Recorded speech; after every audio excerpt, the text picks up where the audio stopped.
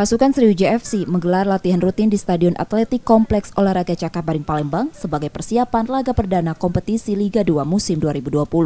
Latihan kali ini pelatih SFC Budiarjo Talib memberikan menu ringan untuk mengembalikan performa anak asuhnya setelah sejumlah laga uji coba 2 pekan terakhir.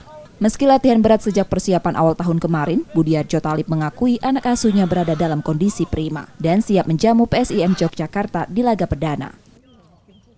Persiapan lawan PSM saya pikir ya, kita lebih siap ya, apalagi kita main di kandang kita, kita lebih siap lah untuk menghadapi PSM Yogyakarta.